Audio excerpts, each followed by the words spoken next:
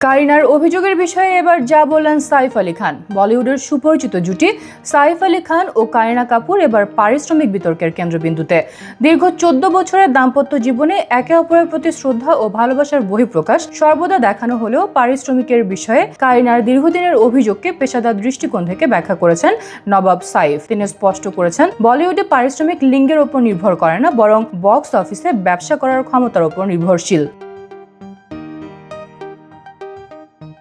সাইফ আলী খান বলেন, পারিশ্রমিকের বিষয়টি লিঙ্গের ওপর নয়, বরং বক্স অফিসের ওপর নির্ভরশীল। সাইফ বলেন, বলিউডের লিঙ্গের ভিত্তিতে পারিশ্রমিক বিচার করা হয় না। তারাই বেশি পারিশ্রমিক পান যারা বক্স অফিসের ব্যবসা এনে দিতে পারেন ও প্রেক্ষাগৃহে দর্শক টানতে সক্ষম হন। সোজা কথায়, যিনি দর্শককে প্রেক্ষাগৃহে আটকে রাখতে পারবেন তিনি তেমন পারিশ্রমিক পাবেন। অঙ্কটা আসলে খুবই সহজ।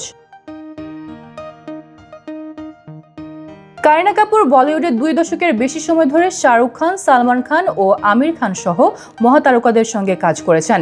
তবে তিনি সর্বদা প্রকাশ করেছেন যে তার পারিশ্রমিক প্রায়শই সমপরিমাণ হয় না। এমনকি স্বামী সাইফের সমপরিমাণ পারিশ্রমিকও তিনি পান না। সাইফের মন্তব্য এই বিষয়টি নতুন আলোচনার জন্ম দিয়েছে। নেটিজেনরা মন্তব্য করছেন যে সাইফ এখানে স্ত্রীর প্রতি অন্ধ সমর্থন না দেখিয়ে পেশাদার দৃষ্টিকোণ থেকে বিষয়টি তুলে ধরেছেন।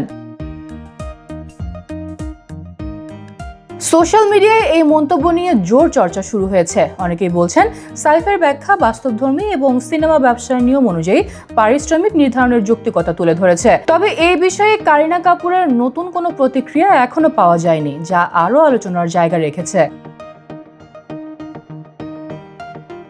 এভাবে দম্পতির পারিশ্রমিক বিতর্ক শুধু ব্যক্তিগত নয়, বলিউডে ব্যবসা ও বাজার মূল্য নির্ধারণের বাস্তবতাকেও সামনে এনেছে।